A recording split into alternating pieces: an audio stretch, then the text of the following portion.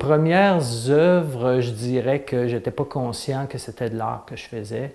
Je m'amusais. J'avais 5 ans, 6 ans, je bricolais beaucoup dans la cave. Chez mes parents, il y avait beaucoup de matériaux à ma disposition. Mais pour moi, être un sculpteur, ça voulait dire sculpter un matériau. Ce n'était pas ce que je faisais. Je faisais des assemblages, je faisais des grandes constructions avec des boîtes de carton, des 2x4. Alors, j'avais pas, à ce moment-là, j'avais pas l'impression d'être un artiste, encore moins un sculpteur.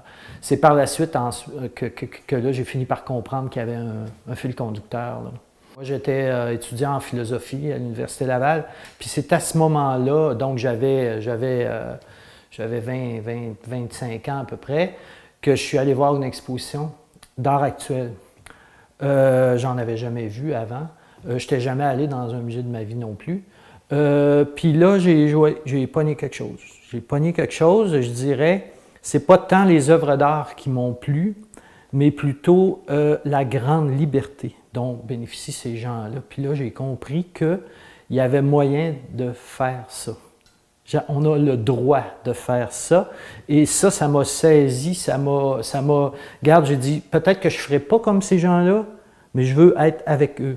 Je veux appartenir à ce milieu-là, puis voir qu'est-ce qui va en sortir. Alors, c'est comme ça, dans le fond. Puis donc, je me suis inscrit à l'Université Laval ensuite en art plastique. Puis là, ça n'a jamais cessé depuis ce temps-là, là. Quand on s'est mis au travail, tous les artistes qui étaient sur la shortlist, donc on a été très bien alimentés en données historiques. On a eu un bon PDF très complet sur l'historique du site qui nous montre finalement que ça a beaucoup changé, ça a beaucoup évolué dans le temps et que les aménagements qui sont en train de faire là, c'est encore un changement dans l'histoire, mais reste qu'il y a une continuité pareille parce que c'est toujours par rapport à qu'est-ce qu'on espère d'un lieu, qu'est-ce qu'on projette, les projets municipaux. Tu sais, il y a comme une continuité malgré tout dans le changement. Il m'est venu en tête une métaphore qui est celle des brins d'herbe qui passent toujours au travers de l'asphalte, qui passent toujours au travers des trottoirs qui craquent. Même si les matériaux qu'on met, le granit, le béton, qu'on considère ça comme des matériaux très permanents, il y a quelque chose qui est plus permanent encore, c'est la vie qui passe au travers. Et c'est à la fois permanent, mais aussi furtif. Donc, les brins d'herbe passent, les graminées qui passent là-dedans et qui bougent, qu'on peut couper.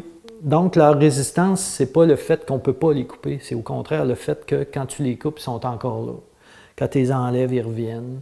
Puis des fois, c'est un arbre qui va pousser, des fois, c'est... bon.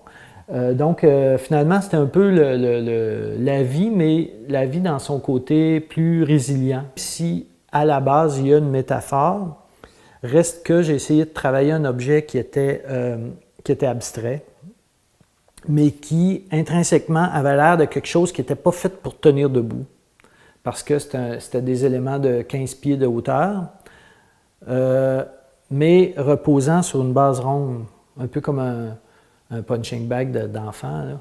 Alors tu dis, oh, que ça n'a pas l'air stable, mais en même temps, ça reste là. Même si ça part d'une métaphore, je voulais ramener ça à quelque chose d'abstrait pour que ça reste un peu plus large.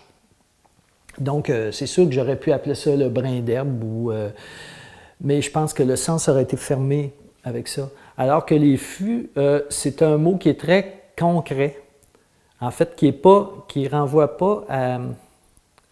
Comment dire? C'est concret en ce sens que ça parle d'une forme, mais ça ne parle pas d'une chose. Donc, ça peut être un fût, ça peut être un tronc d'arbre, mais ça peut être n'importe quelle forme qui est légèrement conique, finalement, qui est un petit peu plus large à la base. N'importe quoi de tout ça, c'est un fût. Alors, moi, j'aimais ce mot-là qui renvoie justement à un sens plus large, puis que les gens puissent voir, dans le fond, qu'est-ce qu'ils désirent, finalement, puis qui se projettent, en fin de compte.